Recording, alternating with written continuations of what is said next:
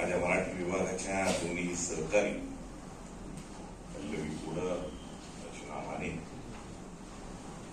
व्यासपीठावरती या ठिकाणी उपस्थित असलेले आमच्या IPSCची जबाबदारी ज्यांच्याकडे आहे ते पुढे सर, परीक्षा विभागाचे प्रमुख देसाई सर आणि माझ्या समोर बसलेले आमचे प्राध्यापक वृंद, त्याचबरोबर मोठ्या संख्येने उपस्थित असलेल्या विद्यार्थी आणि विद्यार्थिनी मित्र, आज मकर संक्रांत आहे आणि या मकर संक्रांतीच्या पावन अशा या दिवशी मराठी भाषा संवर्धनाचा विचार जो आहे तो तुमच्या समोर ठेवण्यासाठी मी उभा आहे. सर्वप्रथम आपल्या सर्वांना मकर संक्रांतीच्या मनपूर्वक शुभेच्छा. पारंपरिक पद्धतीने आपण म्हणतो तिळगुळ ह्या गोड बोला असं समजूया. आपण एकमेकाला तिळगुळ दिलेले आहेत आणि ते आपण एकमेकांशी संवाद साधणार आहोत.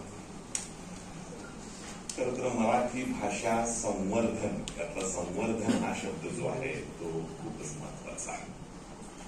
म्हणजे नेहमीच एका गोष्टींचा उल्लेख मी करत राहतो की महाराष्ट्रामध्ये राहणारे जवळजवळ 8.5 ते 9 कोटी माणसं जी आहेत, ही सर्व माणसं मराठी आहेत आणि स्वाभाविकपणे या सर्वांची मातृभाषा ही मराठी आहे. जी महाराष्ट्रातल्या माणसांनी मराठी बोलायलाच हवी अशी जेव्हा आग्रही भूमिका आपण घेत असतो, त्याच्या पाठीमागचं कारण इतकंच असतं की आपल्या भाषेच्या संदर्भातला आपला प्रेमाचा, आपुलकीचा भाव जो आहे तो व्यक्त व्हावा. आधुनिक काळामध्ये 2025ला भाषेकडे बघण्याचा दृष्टिकोन जो आहे तो अतिशय व्यापक स्वरूपाचा होतो आहे. म्हणजे साधारणतः 1991 साली जागतिकीकरणाची प्रक्रिया सुरू झाली आणि जसं वेगवेगळ्या क्षेत्रामधली बंधनं आणि सीमा आपोआपच निखळून पडल्या, तशाच पद्धतीनं भाषेच्या संदर्भात सुद्धा एक व्यापक स्वरूपाचा विचार जो आहे तो विचार येताना आपल्याला दिसतो आहे. त्यामुळं अगदी गेल्या 15, 20, 25 वर्षामध्ये एकच भाषा येते असं म्हटलं की आपल्याला समाधान व्हायचं.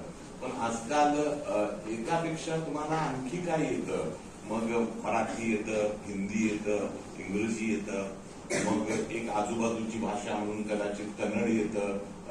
मग विचारणारा मनुष्य पटकन असाही विचारतो की मग एखादी फॉरेनची भाषा तुम्ही शिकलेली आहात का? आणि मग जापनीज आहे, फ्रेंच आहे, रशियन आहे, चायनीज आहे, अशा. आणि ह्या भाषा शिकण्याची प्रक्रिया जी आहे ती सहजपणे आता काय झालेली आहे, आपल्याला उपलब्ध झालेली आहे. फक्त आपली इच्छाच असायला पाहिजे की मला एखादी नवीन भाषा जी आहे ती भाषा शिकायची आहे. आणि या दृष्टिकोनातून आपल्याला म्हणजे हा 15 दिवसाचा व्हिडिओ आहे तो एवढ्यासाठीच दिलेला आहे की माझी भाषा आणि या माझ्या भाषेच्या विकासासाठी, संवर्धनासाठी, वाढीसाठी मला नेमकं काय करता येईल. म्हणजे हा पंधरवडा जो आहे तो पंधरवडा मराठी भाषेच्या संदर्भात विचार करत असताना मी माझ्या भाषेसाठी काय करतो याचं आत्मपरीक्षण करण्यासाठी सुद्धा आपण काय करायला पाहिजे, वापरायला पाहिजे. आणि त्या दृष्टिकोनातून म्हणजे अगदी पहिल्याच मिनिटाला मी तुम्हाला हे सांगतो आहे की आपण आत बघावं आणि आत बघून मी मराठीसाठी काय करतो आहोत याचा थोडासा शोध जरी घेतला तरी सुद्धा संवर्धनाची प्रक्रिया जी आहे ती प्रक्रिया अधिक चांगल्या पद्धतीनं पुढे जाईल असं वाटतं आहे. आजच्या कार्यक्रमाच्या निमित्तानं खरं तर हा माझा मुक्त संवाद आहे. लक्षात घ्या, म्हणजे मी तुमच्याशी आता जे काही बोलणार आहे, काय 21-25 मिनिटं जे काही बोलेल तो माझ्याशी असणारा संवाद आहे. म्हणजे सर म्हटले की सरांनी 15-16 पुस्तकं लिहिली, अमकं झालं, तमकं झालं. ठीक आहे, म्हणजे एक आकडा या पद्धतीनं 15-16 पुस्तकं लिहिली माझ्या नावावरती आहेत. एक 100हून अधिक काय आहेत रिसर्च पेपर्स आहेत. सगळ्या ठीक आहे, रोज काही ना काहीतरी आपण लिहितच असतो. पण मी ह्या सगळ्या प्रक्रियेकडे कशा पद्धतीनं बघतो आहे, म्हणजे एक 2-3 टप्पे साधारणतः माझ्या बोलण्यामधले असू शकतील. की मला पहिल्यांदा लिहावं कधी वाटलं, मी पहिल्यांदा काय लिहिलं, पहिल्यांदा जे काही मी लिहिलं असेल ते माझ्या लक्षात आहे का, आणि मग त्याच्यानंतरचा पुढचा प्रवास जवळजवळ 45 ते 50 वर्षाचा लेखनाचा आहे. पहिलं लेखन ते आज सकाळी मी जे काही लिहिलेलं आहे त्याच्यामध्ये केवढा फरक आहे हे साधारणतः एक मुक्त चिंतन या पद्धतीनं थोडस मांडावं म्हणून या ठिकाणी मी उभा आहे. खरं तर फार सिरियस तुम्ही घ्यायची काही गरज नाही आहे. अतिशय नॉर्मल आपण काय करूया, म्हणजे मी बोलत असताना कदाचित तुम्हालाही तुमच्या आयुष्यात ते काही संदर्भ काय होत राहतील, आठवत राहतील, तर त्या पद्धतीनं आपण थोडस जाऊया.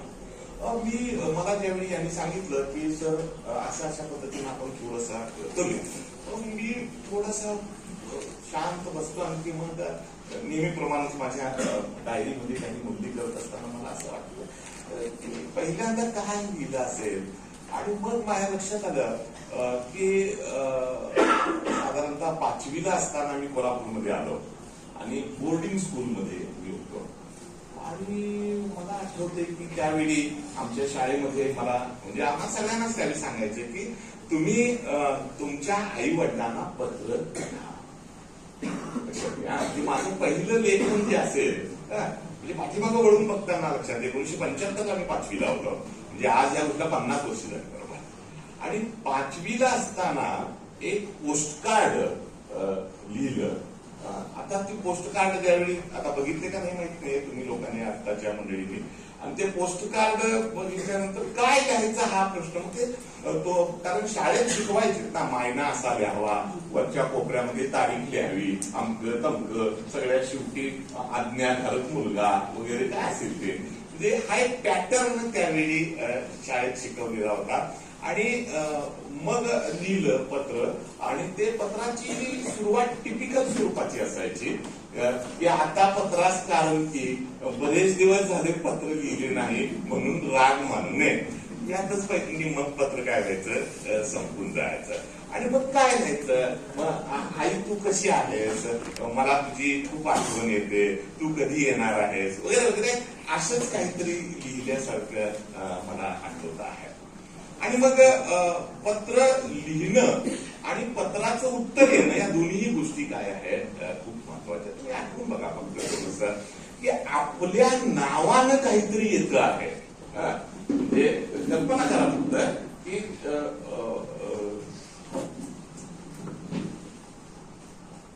आता काही डॉक्टर म्हणायचं काही संबंध येत नाहीये, नावानं पत्र आलेलं आहे. 5वीला 6वीला असताना घराकडनं आलेलं पत्र आहे, आणि राजे खान शाने दिवान पत्र, आणि त्यावेळी ते पत्र हातात आलं, आपल्या नावानं काहीतरी कोण, म्हणजे आपली कुणीतरी दखल घेतली, हा एक भाव जो आहे तो भाव पहिल्यांदा निर्माण जर झाला असेल तर तो या पत्र लेखनाच्या माध्यमातून झाला.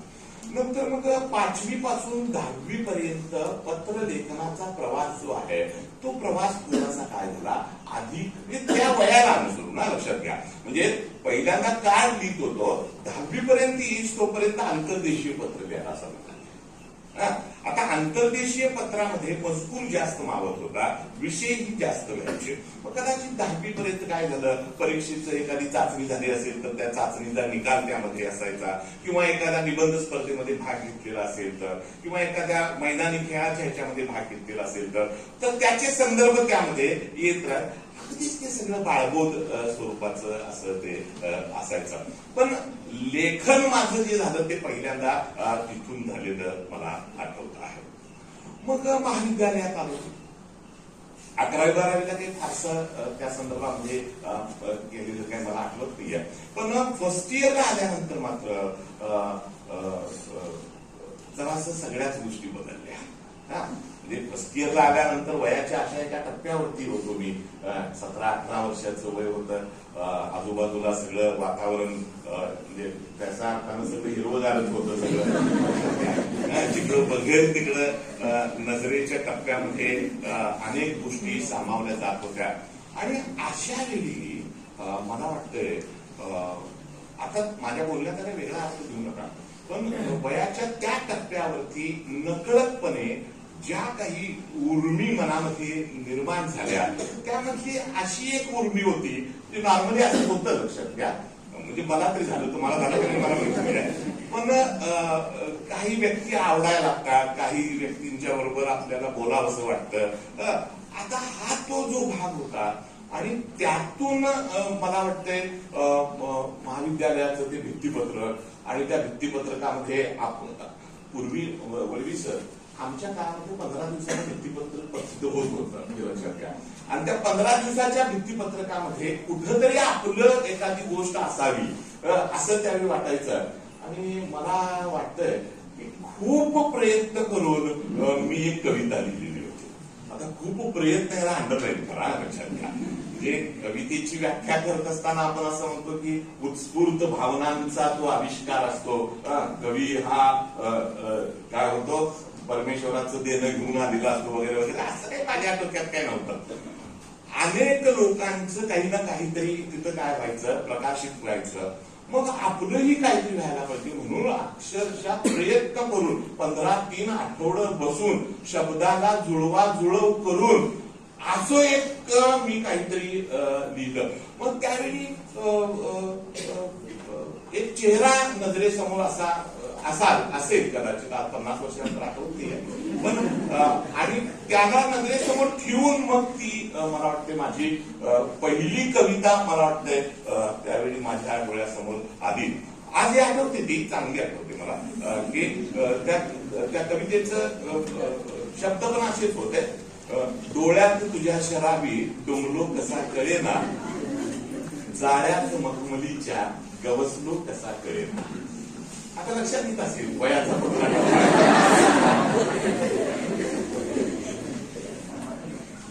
मग मी माझ्यावरच खुश झालो होतो. डोळ्यात तुझ्या शराबी, आता ते काय होतं, शब्द जुळवलेले होते. डोळ्यात तुझ्या शराबी डोंबलो कसा कळेना, जाळ्यात मखमलीच्या गवसलो कसा कळेना, हरवून वाट बसलो साम्राज्य हे धुक्याचे, मृदुभास अंतरंगी दाटते कशाचे, चकवान हेरला मी. चकवा, लक्षात घ्या, मला कळलंच नाही अशा पद्धतीने. आणि ती एक भावनाची होती ती त्यावेळी. आणि मग त्या आमच्या भित्तीपत्रकावरती दिली, त्याच्या खाली नाव माझं असं. आणि मग मी काय करायचा, माझ्या मित्रांना, आमच्या कॉलेजचं सगळे असलीच,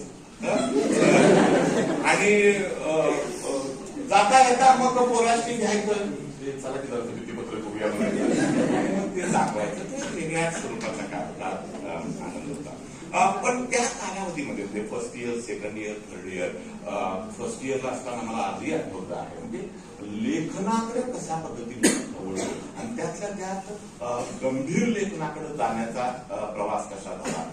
मला आठवते मराठीला शिकवायला त्यावेळी डॉक्टर सगळे यादव आणि डॉक्टर सगळे यादव यांचं मराठी म्हणजे ऐकत राहण्यासारखं अशा पद्धतीचं ते खूप छान पद्धतीनं मराठी काय करायचे, शिकवायचे.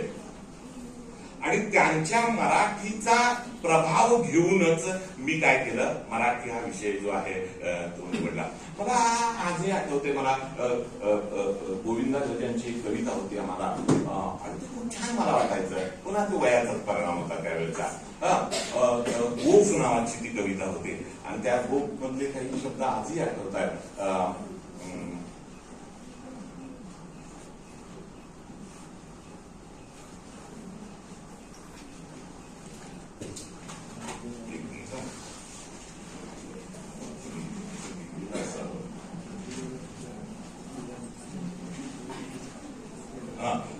ते शब्द असे होते की पदर आणले तुझे काही तू माझा आणि मीही हसा, हसत खेळत गोप गुंपला कळला नाही कधी कसा.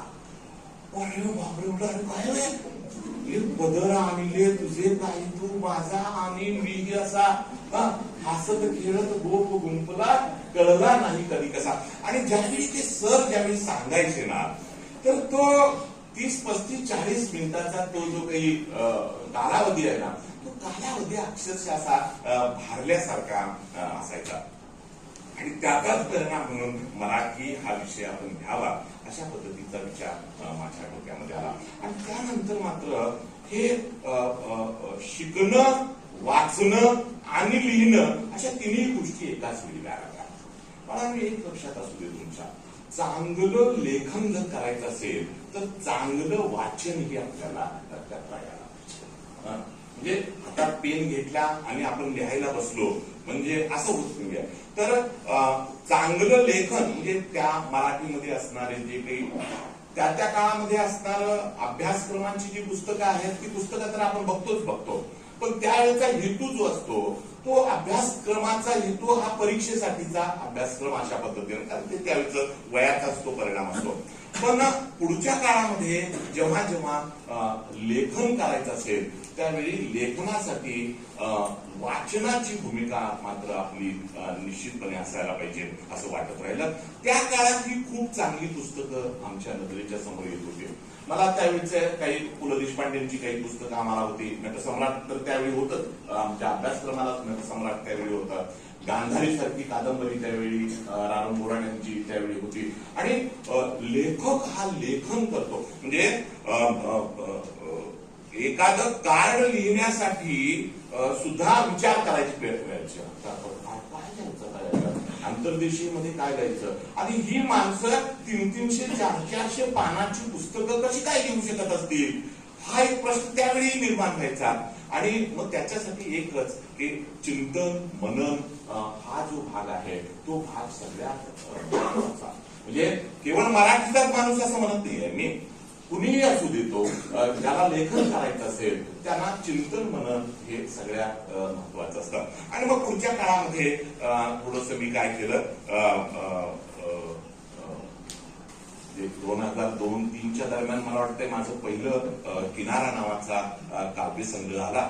आणि या किनारामध्ये साधारणतः 20 वर्षाच्या कविता होत्या. 20 वर्षामध्ये जेव्हा जेव्हा मला संधी मिळेल तेव्हा तेव्हा ती कविता जी आहे ती कविता मी लिहित गेलो.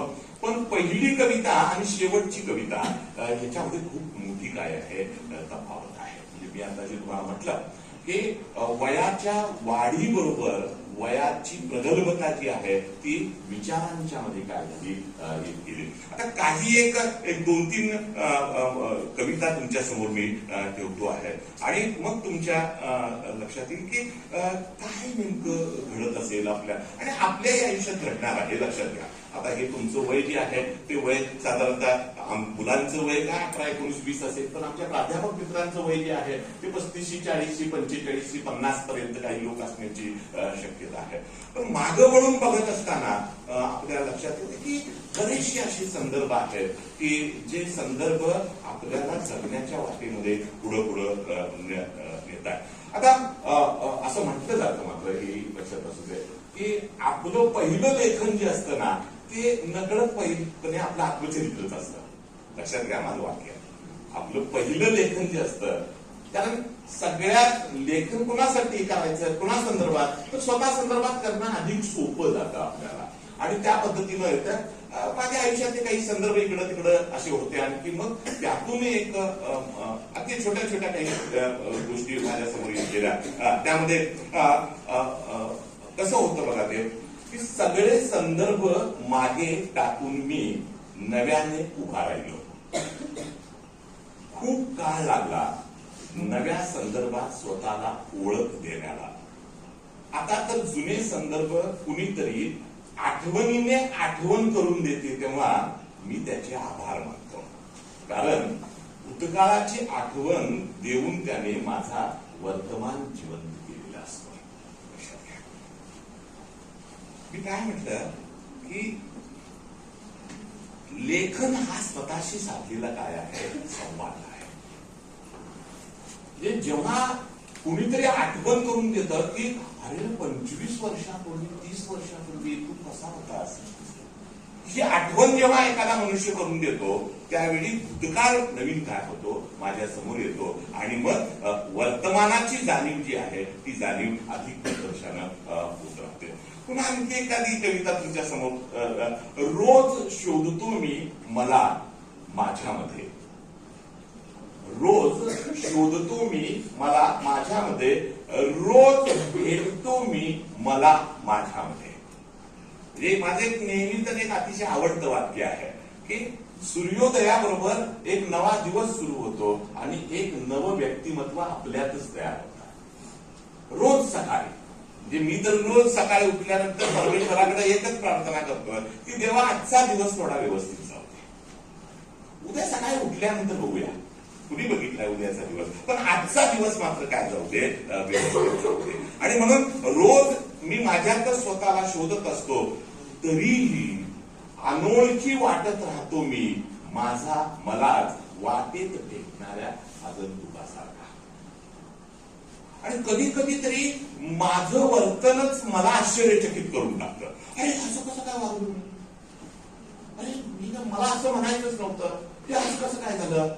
म्हणजे माझ्यातल्या मीला शोधत असताना म्हणजे कविता ही काय करते, कमीत कमी शब्दामध्ये तुमचा आशय काय करत राहते, व्यक्त करत राहते.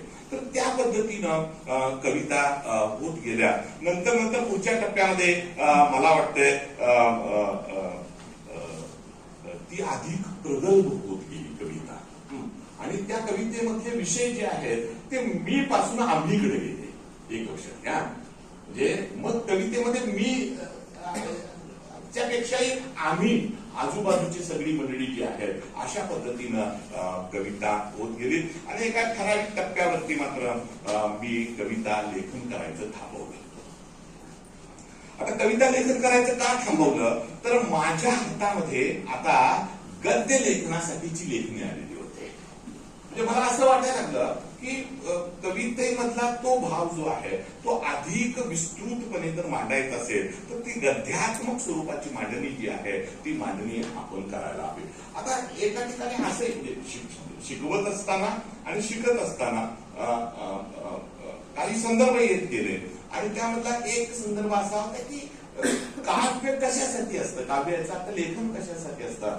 आणि मग तो एक सर्वश्रुत स्वरूपाचा तो एक श्लोक माझ्या कायम डोक्यात असायचा की काव्यम यशसे अर्थक कृते व्यवहार विदेश वेतर क्षते सत्यपर निवृत्तीये कांता संमित उपदेशी. म्हणजे साहित्य कशासाठी, म्हणजे यशासाठी साहित्य असतं, पैशासाठी साहित्य असतं, व्यवहार ज्ञानासाठी साहित्य असतं, उपदेशासाठी साहित्य असतं, की निवृत्तीपर स्वरूपाचं लेखन म्हणून साहित्य असतं. असा म्हणजे पुस्तकातला हा विचार होता. आणि मग मी त्याच्यात स्वतःला शोधायचा की हे कशासाठी मी करतो आहे, मला यातनं काय पैसा मिळवायचा आहे का, शक्यच नाही हो. म्हणजे पैसा मिळवणं हा विषय असेल तर त्याला खूप उंचीचा काय असायला पाहिजे, तो म्हणजे नावावरतीच पैसे मिळवणारे अशा पद्धतीचे. त्यातला एक गोष्ट मात्र मला असं वाटायला लागलं की स्वांत सुख आहे. स्वांत सुख आहे याचा अर्थ स्वतःच्या समाधानासाठी. मी कशासाठी लिहितो, स्वतःच्या समाधान. मला बरं वाटतं की लेखन केल्यानंतर बरं वाटतं. आणि मी मगाशी म्हटलं त्या पद्धतीनं की चांगली चांगली पुस्तकं जेव्हा मी वाचत गेलो त्यावेळी असं वाटायला लागलं की आपण यांच्या संदर्भामध्ये काही ना काहीतरी लिहायला पाहिजे. आणि त्या अर्थानं पहिलं पुस्तक माझ्या हातात जर आलं असेल कुठलं, म्हणजे त्या अर्थानं पुस्तकं वाचलेली होती की खाली जमीन वर आकाश हे सुनील कुमार लवटे यांचं पुस्तक माझ्या हातात. आणि ते पुस्तक वाचत असताना माझ्या लक्षात येतं एक, आता ते बाकीच्या संदर्भाकडे मी काही ओळख नाही आहे, पण सरांचं पुस्तक आलं आणि पुस्तकाच्या संदर्भात जवळजवळ वर्ष सव्वा वर्ष कुठल्याही स्वरूपाची समीक्षा त्या पुस्तकावरती आलेली नव्हती. त्याची कारणं काही असतील ते असतील, पण मी पुस्तक लिहिलं आणि ते प्रकाशित वगैरे झालं. आणि पहिलं म्हणजे खाली जमीन वर आकाश या पुस्तकावरती आत्मचरित्रावरती समीक्षात्मक मांडणी मीच केलेली होती पहिल्यांदा. आणि तुम्हाला मित्रांनो एक सांगतो संदर्भ, ठीक आहे पुस्तक आलं, काही लोकांच्या पर्यंत पोहोचलं असेल, काही संशोधनासाठी लोकांनी ते वापरलं असेल वगैरे वगैरे ह्या सगळ्या गोष्टी झाल्या.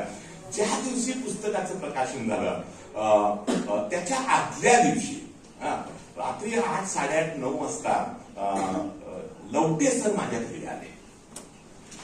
ते मला पहिल्यांदा आश्चर्य वाटलं की 8:30, 9 वाजता हा मनुष्य माझ्या घरी कशाला आला असेल. उद्या तर पुस्तकाचं काय आहे प्रकाशन आहे. आणि त्यांनी एक छानपैकी मिठाईचा बॉक्स वगैरे आणलेला होता. आणि म्हणले राजा म्हणले तुला मी मुद्दाम मिठाईचं माहितीचा बॉक्स घेऊन आलोय. कारण सव्वा वर्ष झालं हे पुस्तक प्रकाशित होऊन, पण पहिली समीक्षा याच्यावरती तू लिहिलेलं आहेस, त्यामुळं तुझा आभार मानायसाठी मी या ठिकाणी आलो आहे. लक्षात घ्या, माझा आभार मानणे इतका काही मोठा नव्हतो, पण त्या पुस्तकाच्या संदर्भामधलं म्हणजे तू काही लिहिलेलं आहेस, कारण त्याच्यावरती मी त्यांना ते पुस्तक दाखवलेलं होतं, कारण सर असं असं पुस्तक लिहिलेलं आहे बघा म्हणून.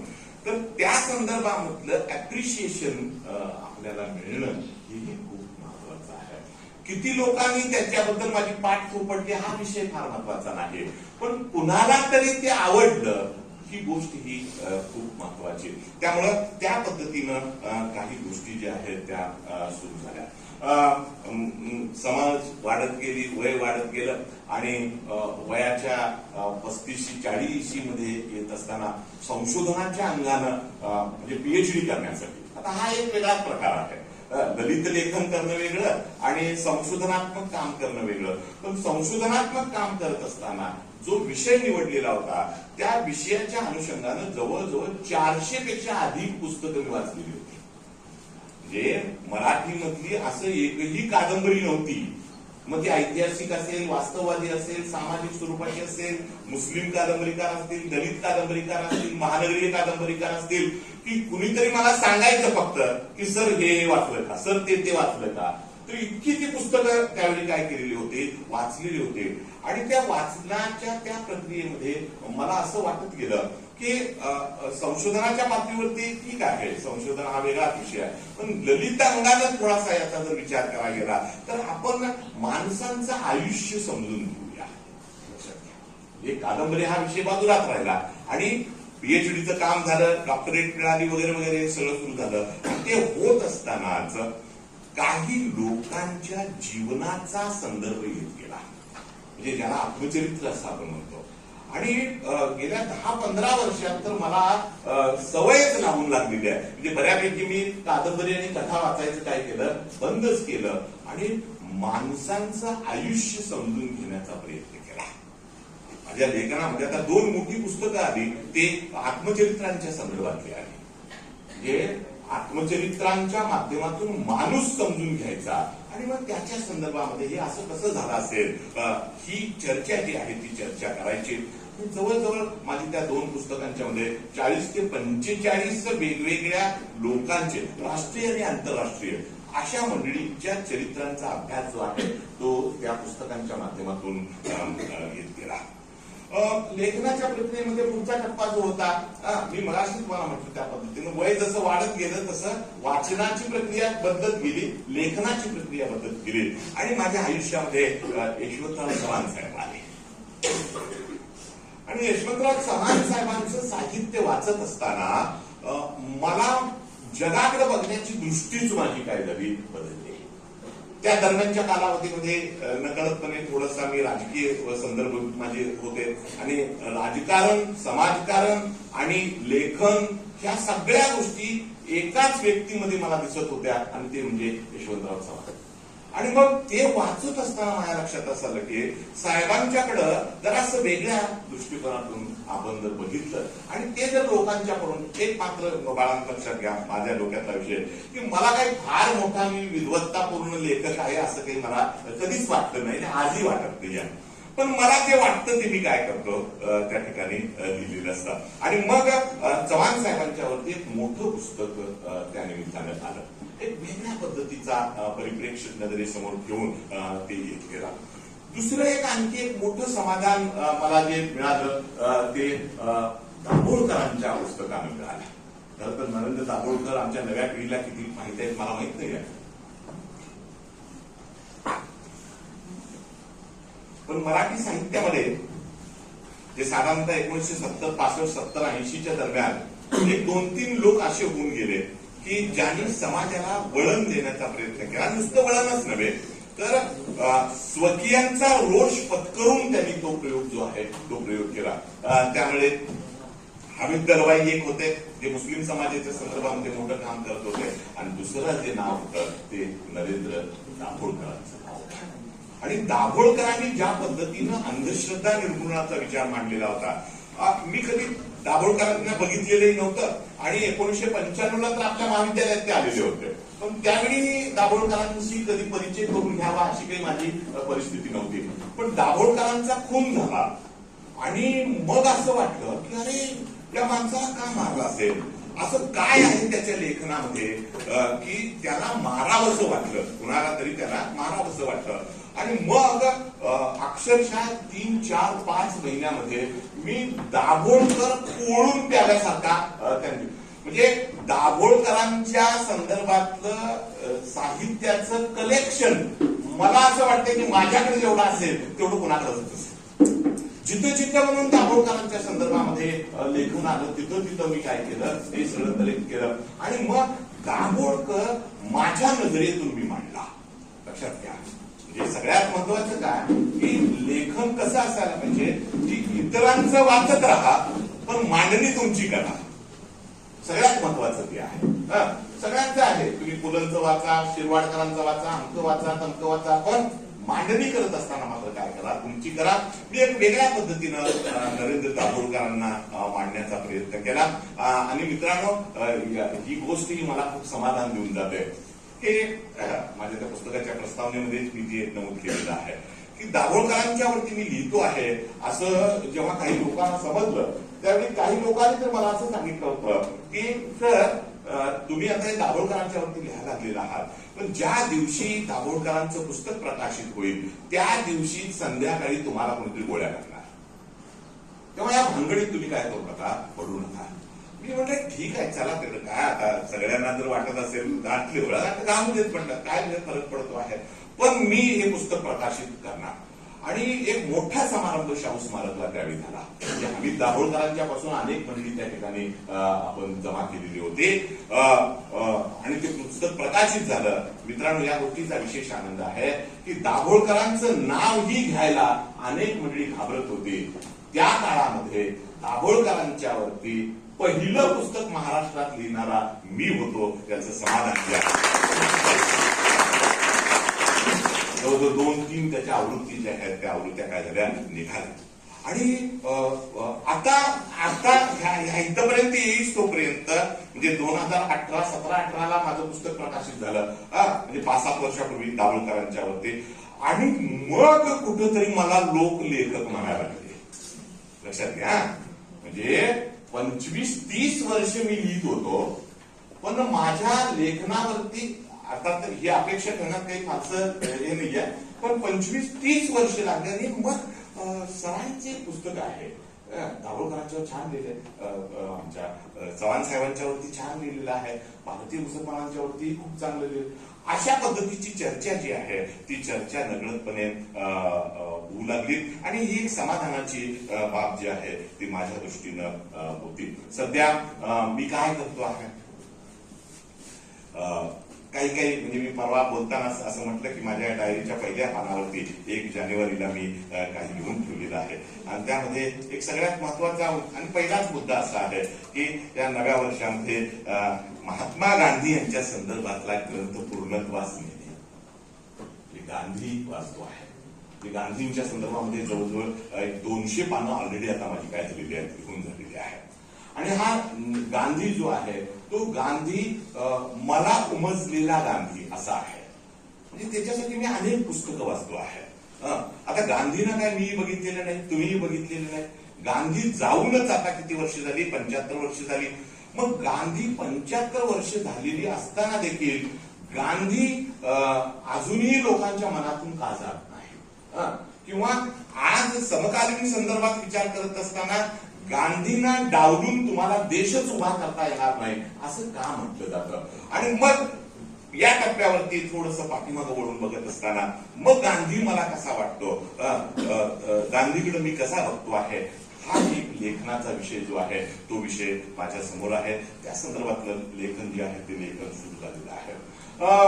दीर्घकाळ माझे आणि PN साहेबांचे जवळचे संबंध राहिले, त्यामुळं साहेबांच्या संदर्भातला एक चरित्र ग्रंथ तोही लिहून पूर्ण झालेला आहे. कदाचित कालच्या 6 तारखेला त्याचं प्रकाशनही झालं असतं, पण आम्ही थोडासा डिले मी थोडासा केला आणि ते एक साधारणतः 150-200 पानाचं पुस्तक जे आहे ते पुस्तकही या ठिकाणी तयार झालं. तर सर्वसाधारणतः असा हा प्रवास जो आहे तो प्रवास त्या दरम्यानच्या कालावधीमध्ये काही कोटेशन्स जे आहेत माझ्या जर काही लोकांना उत्सुकता असेल तर माझ्या डायऱ्या जर तुम्ही बघितल्या तर तुमच्या लक्षात येईल की जी पुस्तकं मी वाचलेली असतात त्या पुस्तकातल्या काही कोटेशन्स जी आहेत ती कोटेशन्स त्यामध्ये लिहिलेली असतात. ती कोटेशन्स काय करतात लक्षात घ्या. म्हणजे एखादं पु ल देशपांड्यांचं कोटेशन असेल तर ते कोटेशन 2-3 ओळी हे सुचायलाही फार वेळ लागतो आणि मग आपल्या स्मरणात राहण्यासाठी म्हणून त्या डायरीमध्ये ते काय केलेलं असतात, नोंदी ज्या आहेत त्या नोंदी केलेल्या असतात.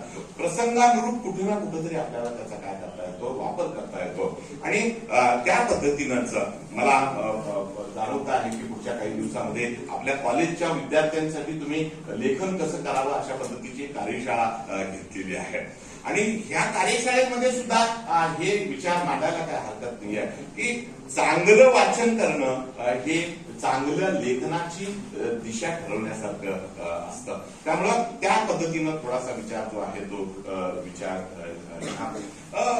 दुसरं एक सगळ्यात महत्वाचं भारंभार लिहित राहणं यालाही काय अर्थ असत नाही. म्हणजे विश्राम बेडेकरांची एक झाड दोन पक्षी ही कादंबरी म्हटलं आणि मग मी ते वाचल्यानंतर मला असं वाटतं की विश्राम बेडेकरांचं आणखी साहित्य काय आहे का बघावं तर बेडेकरांनी त्याच्यानंतर फारसं काही लिहिलंच नाही. म्हणजे एखाद्या गोष्टींची वाट बघायला लागणं ही खूप महत्वाची गोष्ट आहे. तसंच लेखनाच्या संदर्भात सुद्धा असायला पाहिजे. त्या पद्धतीनं भालचंद्र नेमाडे चं लेखन आहे जे त्यांच्या कादंबरीची वाट 10 वर्षे 15 वर्षे बघितली जाते. आज 90 वर्षाचे आहेत पण अजूनही काय करतायत ते लेखन करतायत. पण ते लेखन 10 वर्षानंतर कधीतरी काय होत आहे समोर येत आहे. त्यामुळं आपण लेखन करत असताना मोजक्या स्वरूपामध्ये ते लेखन करावं अशा पद्धतीचा आग्रह मी स्वतःलाही ठेवला आणि हे होत असताना स्वतःला नेहमी अपडेट करण्याची वृत्ती जी आहे ती वृत्ती असायला पाहिजे. मला सगळं कळतं अशाचा भाग नाही आहे की समोरच्या माणसालाही बऱ्याचशा गोष्टी आणि सगळ्यात महत्वाचा आणखी एक मुद्दा थोडासा राहिला तो सांगतो की हे सगळं होत असताना मध्यंतरी मी म्हटलं असं की आत्मचरित्र वाचल्यानंतर मलाही असं वाटलं की आपणही आपल्या आयुष्याचे काही संदर्भ जर लिहून ठेवले तर कसं होतील आणि मग आत्मचरित्र कसं असावं या संदर्भामधलं लेखन वाचत असताना मला एका विचारवंताचा एक ओळ माझ्या डोळ्यासमोर आली अशी की आत्मचरित्रकारानं वाक्य फार महत्वाचं होतं. आत्मचरित्रकारानं ही अशी तयारी ठेवायला पाहिजे की त्याने स्वतःला सोडून काढायला पाहिजे.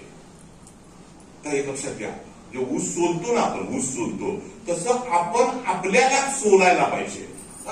आपल्याला सोलायला पाहिजे या शब्दाचा अर्थ असा की तुम्ही जर स्वतःशी प्रामाणिक असाल तरच काय करा आत्मचरित्राच्या भानगडीत पडा. मला एक आता बोलता बोलता एक गोष्ट आठवली की सत्याचे प्रयोग वाचत होतो.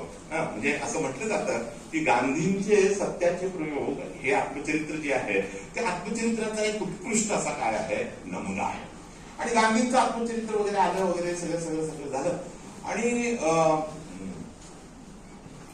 गांधींचे मानसपुत्र जे होते देसाई त्यांच्याशी कस्तुरबा एकदा बोलत असताना त्यांनी सांगितलं की तो प्रसंग जो आहे तो असा आहे टॉलस्टॉय फार्म मध्ये असताना गांधींच्या आफ्रिकेमधल्या त्या टॉलस्टॉय फार्म मध्ये त्यांनी गांधी हा वेगळाच माणूस होता. ते वल्लीच काहीतरी होता वेगळा असा आणि त्यांनी काय केलं की घरातली सगळी कामं जी आहेत ती सगळी कामं आपण स्वतःच करायचं. इव्हन संडासचं भांड सुद्धा स्वतः धुवायचं. लक्षात घ्या. आणि अशा परिस्थितीमध्ये तिथं काही 1-2 लोक असे होते की जे बाहेरून काम करायसाठी आलेले होते. त्यांच्या संडासचं भांड जे आहे ते संडासचं भांड साफ करायचं म्हणून गांधींनी कुणाला सांगितलं कस्तुरबानं सांगितलं. कल्पना करा की संडासचं भांड स्वतःचं संडासचं भांड असेल तर आपण समजू शकतो पण दुसऱ्याच्या संडासचं भांड आपण काय सांगतो आता ती बाईच आहे त्या काय म्हटलं की मी हे काय करणार नाही आहे तुमचं तुम्ही आहे तुमचं तुम्ही बघून घ्या. आणि मग गांधींनी काय केलं गांधींच्या आत्मचरित्रात आहे ते गांधींनी काय केलं त्यांना त्या हाताला धरलं आणि अक्षरशः फरफटत कस्तुरबांना कुठपर्यंत नेलं, गेट पर्यंत नेलं आणि सांगितलं गेट होते दरवाजा असा लावला आणि तू कुठं जायला तिथं जाऊ सांगितलं. आता बघा काय झालं, हे कोण करतंय, महात्मा गांधी, कस्तुरबा गांधी ना. आणि हे कुठेतरी झोपडपट्टीच्या वगैरे वगैरे चाललं असतं, पण गांधींनीच केलं कस्तुरबांच्या संदर्भामध्ये. आणि ते वाचल्यानंतर कस्तुरबा म्हणतात, अहो तुम्हाला थोडीशी काहीतरी शरम वाटायला पाहिजे. हे असंच वाक्य ना, तुम्हाला थोडीशी शरम वाटायला पाहिजे. तुम्ही जगासाठी काहीतरी करायला निघालाय, पण तुम्ही तुमच्या बायकोला काय करता आहात, घरात बाहेर ढकलता आहात. कुठं, आफ्रिकेमध्ये. कोण आहे माझं इथं. आणि मग गांधींना काय होतं थोडस ते, आणि ते त्यांना बोलवतात. आणि हा प्रसंग ते देसाई जे आहे ते कस्तुरबाला सांगतात की बघा बा की कसं लिहिलंय बघा, गांधींनी किती छानपैकी लिहिलंय आणि खरं खरं लिहिलंय. ते म्हणतात गांधींनी लिहिलंय ते बरोबरच आहे, पण त्यामध्ये एक गोष्ट गांधींनी घातलेली नाही. आत्मचरित्र हे काय असावं, पारदर्शी असावं. त्यामध्ये तर तुम्ही काय घातलेलं नाही, सगळंच घातलंय. अहो घातलेलं नाही आहे. ज्यावेळी गांधींनी मला फरफटत नेलं त्यावेळी माझ्या कमरेत त्यांनी लाथही घातलेली होती, ते त्यात लिहिलेलंच नाही आहे.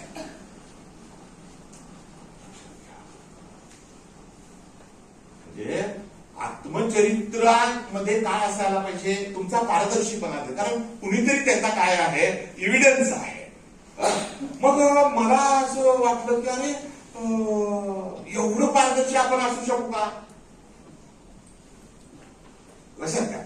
म्हणजे आत्मचरित्राच्या संदर्भामध्ये आणखी एका ठिकाणी असं लिहिलं गेलं की आत्मचरित्रकारानं काय सांगावं हे त्याचं त्याने ठरवावं, त्याच्यावरती तुम्ही काय करू शकत नाही, दबाव आणू शकत नाही. मग ते प्रामाणिकपणा कसा झाला, म्हणजे मला जेवढं वाटतं तेवढंच मी त्यात तुम्हाला सांगणार, असं जर काही असेल. आणि मग मी ते बऱ्यापैकी लिहून ठेवलेलं आहे. माझंही माझ्या आयुष्यामध्ये आलेले संदर्भ, आमचं तमकं मित्र, आमचे प्राध्यापक, आमचे प्राचार्यांचा कालावधी, आमचं तमकं, या सगळ्या गोष्टी त्यामध्ये आल्या. आणि ज्या ज्यावेळी मी पुन्हा वाचायला लागलो त्याच्यावेळी मला असं वाटलं की यामध्ये आणखी काहीतरी करायला पाहिजे, सुधारणा जी आहे ती करत राहायला पाहिजे. याचा अर्थ असा एक लक्षात घ्या, जसं एखादा साप असतो ना, साप तो काय करतो, कालांतरानं आपली त्वचा जी आहे ती त्वचा काढून टाकतो, कात टाकतो. या शब्दाचा अर्थच असा की तो पुनर्जन्म घेतल्यासारखी ती परिस्थिती असते. आपणही कात टाकायला पाहिजे.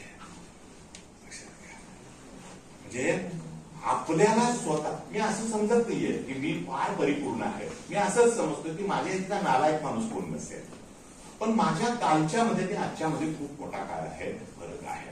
मी स्वतःला काय करतो आहे, डेव्हलप करायचा प्रयत्न करतो आहे. आणि हे डेव्हलप करण्याचा प्रयत्न करणं म्हणजेच आपल्या आत्मचरित्रामध्ये स्वतःला बळ देण्याचा प्रकार आहे, तो प्रकार आहे. तेव्हा मित्रांनो, या सगळ्या गोष्टी ज्या आहेत त्या सगळ्या गोष्टी मी तुमच्या समोर मांडलेल्या आहेत. हा प्रवास जो आहे तो प्रवास करत असताना एक गोष्ट माझ्या लक्षात आली की जितकं अधिक सोपं तितकं सांगायला अवघड. वाक्य माझं लक्षात घ्या, जितकं अधिक सोपं तितकं सांगायला अवघड, आणि जितकं अधिक अवघड ते सांगायला सोपं. अवघड बोलायचं, त्यातलं मोठं मोठं मोठं मोठं बोलत राहायचं, त्यालाही कळत नाही आपल्यालाही कळत. पण सोपं बघा, प्रयत्न करून बघा की सोपं एखादी गोष्ट समोरच्या माणसाला काय व्हायला पाहिजे, लगेच अपील व्हायला पाहिजे.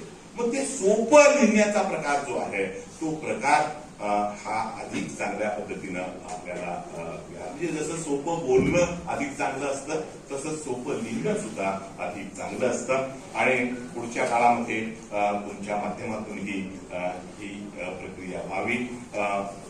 मी आता हे मला वाटतं माझ्या काय कुठल्या तरी एका पुस्तकामध्ये मी एक लेख लिहिलेला होता 2014-15 मध्ये, आणि त्या पुस्तकाचं टायटल सुद्धा असंच होतं की माझाच लेख आहे, मी का लिहितो, अशा पद्धतीनं 2014चं पुस्तक आहे, किंवा मी का लिहिलं असा तो लेख आहे. त्याच्यानंतर 10 वर्षांमध्ये आणखी बराचसा काही झाला, फरक जो आहे तो फरक पडत गेला.